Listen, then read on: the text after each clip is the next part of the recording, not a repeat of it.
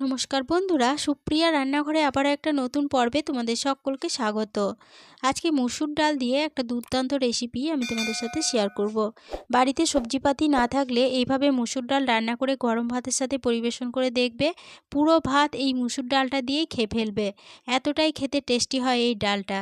তাহলে চলো বন্ধুরা, দেখে নেওয়া যাক আজকের এই ডালের রেসিপিটা কিভাবে বানানো হয়।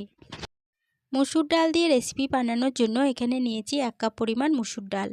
এবার এই মসুর ডালটা জল দিয়ে ভালোভাবে ধুয়ে নেব। যতক্ষণ পর্যন্ত না মসুর ডালের মধ্যে একটা পরিষ্কার জল আসছে ততক্ষণ পর্যন্ত মসুর ডালটা কিন্তু ভালোভাবে ধুয়ে নিতে হবে।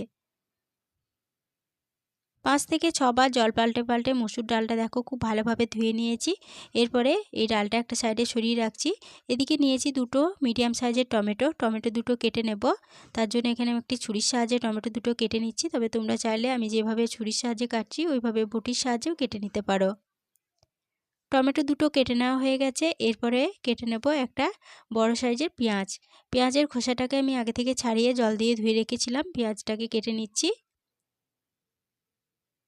পেঁয়াজটা কেটে নেওয়া হয়ে গেছে। এবার এইগুলো একটা সাইডে সরিয়ে রেখে দিচ্ছি। আর পেঁয়াজটা দেখো এইভাবে একটু বড় বড় করেই কেটে নিয়েছি। এরপরে গ্যাসের ওভেনে একটা কড়াই বসিয়ে গ্যাসটা অন করে কড়াইয়ের মধ্যে দিয়ে দিচ্ছি সমস্ত ধুয়ে রাখা মসুর ডালগুলো। সমস্ত মসুর ডালগুলো দিয়ে দিলাম। এরপরে ডালের মধ্যে দিয়ে দিচ্ছি পরিমাণ মতো জল। এরপরে দিয়ে দেবো খুব সামান্য একটু লবণ। কেটে রাখা টমেটো দুটো দিয়ে দিচ্ছি। এরপরে দিয়ে দেবো কেটে রাখা পেঁয়াজগুলো। এরপরে এই ডালের মধ্যে দিয়ে দেব খুব সামান্য একটু সর্ষের তেল। এই সর্ষের তেল দিয়ে যে কোনো ডাল যদি সিদ্ধ করে নেওয়া হয় তাহলে পরে ডালের স্বাদটা কিন্তু খুব ভালো আসে। এবার এই সমস্ত উপকরণ ডালের সাথে খুব ভালোভাবে নেড়ে মিশিয়ে নিয়ে ডালটাকে একটু ফুটিয়ে রান্না করে নেব। ডালটা 2 মিনিট মতো ফুটে যাওয়ার পরে ডালের মধ্যে দেখো অনেকটা সাদা সাদা ফেনাগুলো ভেসে উঠেছে। এই ফেনাগুলো যতটা সম্ভব হাতার সাহায্যে তুলে ফেলে দিচ্ছি। তোমরাও যতটা সম্ভব হবে হাতার সাহায্যে এইভাবে ফেনাগুলো তুলে ফেলে দেবে, তাহলে পরে ডালের স্বাদটা খুব ভালো আসবে। ফেনাগুলো তুলে ফেলে দেওয়ার পরে ডালটার মধ্যে দিয়ে দিচ্ছি হাফ চা চামচ হলুদ গুঁড়ো। এরপরে দিয়ে দেব দুটো কাঁচা লঙ্কাকে ফাটিয়ে। এবার এই হলুদ গুঁড়ো ও কাঁচা লঙ্কাটা ডালের সাথে খুব ভালোভাবে নেড়েচেড়ে মিশিয়ে নিচ্ছি। হলুদ গুঁড়ো ভালোভাবে নেড়ে মিশিয়ে নেওয়ার পরে ডালের মধ্যে একটা ঢাকা দিয়ে দিলাম। ঢাকা দিয়ে মিডিয়াম ফ্লেমে ডালটাকে বেশ কিছুক্ষণ সময় ধরে সিদ্ধ করে নেব। ঢাকা দিয়ে মিডিয়াম ফ্লেমে ডালটা 5 মিনিট সিদ্ধ হতে দিয়েছিলাম। 5 মিনিট পর ফিরে এসে ঢাকা খুলে নিলাম। মুসুর ডালটা দেখো ভালোভাবে সিদ্ধ হয়ে গেছে। এখানে মুসুর ডাল আমার 5 মিনিট সিদ্ধ হতে সময় লেগেছে।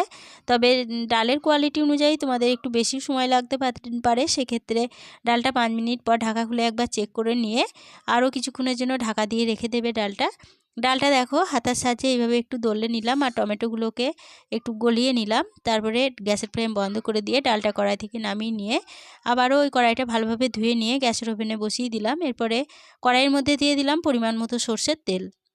তেলে ফোড়নের জন্য দিচ্ছি একটা গোটা শুকনো লঙ্কা, সামান্য একটু 5 ফোড়ন দিয়ে দিলাম আর দিয়ে দিলাম একটা কাঁচা লঙ্কাকে ফাটিয়ে। এবার এই ফোড়নগুলো ভালোভাবে ভেজে নিচ্ছি। ফোড়নগুলো ভালোভাবে ভেজে নেওয়ার পর ফোড়ন থেকে যখন সুন্দর গন্ধ বেরোতে শুরু করেছে তখন তেলের মধ্যে দিয়ে দিচ্ছি রসুন কুচি। এখানে 7 কোয়া রসুনকে এইভাবে ছোট করে কুচি করে রেখেছিলাম দিয়ে দিলাম। আর দিয়ে দিলাম সামান্য একটু আদা কুচি। এরপরে দিয়ে দেবো একটা মিডিয়াম সাইজের পেঁয়াজ কুচি। এবার এই সমস্ত উপকরণ মিডিয়াম ফ্লেমে বেশ কিছুক্ষণ সময় ধরে নেড়েচেড়ে ভেজে নেব। মিডিয়াম ফ্লেমে সমস্ত উপকরণ বেশ কিছুক্ষণ সময় ধরে নেড়েচেড়ে ভেজে নিলাম। পেঁয়াজ রসুন বেশ লালচে করে ভাজা হয়ে গেছে। এরপরে দিয়ে দেব একটা মিডিয়াম সাইজের টমেটো কুচি। এবার মিডিয়াম ফ্লেমে আবারও এই সমস্ত উপকরণের সাথে টমেটো কুচিটাকে একটু নেড়েচেড়ে কষিয়ে নেব। সমস্ত উপকরণের সাথে টমেটোগুলোকে 2 মিনিট মতো নেড়ে কষিয়ে নিলাম। টমেটো বেশ নরম হয়ে গেছে। এরপরে এর মধ্যে দিয়ে দেব সিদ্ধ করে নামিয়ে রাখা মসুর ডাল। সমস্ত মসুর ডাল দিয়ে দিলাম আর মসুর ডাল যে বাটিতে রেখেছিলাম সেই বাটিটা ধুয়ে সামান্য একটু জল দিয়ে দিচ্ছি। আমি এখানে ডালটা একটু পাতলা রাখবো বলে জলটা ব্যবহার করলাম। তবে মসুর ডাল যদি তোমরা পুরু খেতে চাও তাহলে সেই ক্ষেত্রে বাটিটা ধুয়ে জল দেবার দরকার নেই। দিয়ে দিলাম স্বাদ মতো লবণ, স্বাদের ব্যালেন্সের জন্য হাফ চা চামচ চিনি দিয়ে দিলাম। এবার এই সমস্ত উপকরণ ডালের সাথে ভালোভাবে নেড়েচেড়ে মিশিয়ে নিচ্ছি। সমস্ত উপকরণ ডালের সাথে ভালোভাবে নেড়ে মিশিয়ে নেওয়ার পরে দিয়ে দিচ্ছি কিছুটা ধনেপাতা কুচি। ডালের সাথে ধনেপাতা কুচিগুলোকে ভালোভাবে নেড়েচেড়ে মিশিয়ে নিলাম। এরপরে ডালটাকে মিডিয়াম ফ্লেমে রেখে একটু সময় ধরে রান্না করে নেব। মসুর ডালটাকে আবারও মিডিয়াম ফ্লেমে 2 মিনিট মতো রান্না করে নিলাম। আর ডালের ঘনত্বটা কীরকম রেখেছি তোমাদেরকে দেখাচ্ছি, দেখো ঠিক এরকম ঘনত্বের ডালটা রেখেছি। এই মসুর ডালটা কিন্তু ঠান্ডা হয়ে যাওয়ার পরে আরও একটু পুরু হয়ে যাবে। গ্যাসের ফ্লেমটা বন্ধ করে দিলাম। বন্ধ করে দিয়ে মসুর ডাল কড়াই থেকে নামিয়ে নিলাম। মসুর ডালের রেসিপি পরিবেশনের জন্য একদম রেডি হয়ে গেছে। আজকের রেসিপিটা প্রথম থেকে শেষ অবধি দেখার জন্য তোমাদেরকে অসংখ্য ধন্যবাদ। রেসিপিটা ভালো লেগে থাকলে প্লিজ লাইক, কমেন্ট ও সকলের সাথে শেয়ার করে দিতে ভুলো না। নতুন বন্ধু হয়ে থাকলে চ্যানেলটা সাবস্ক্রাইব করে পাশে থেকো। আজকের রেসিপিটা এই পর্যন্তই ছিল। ফিরে আসবো আবার নতুন কোনো রেসিপি নিয়ে।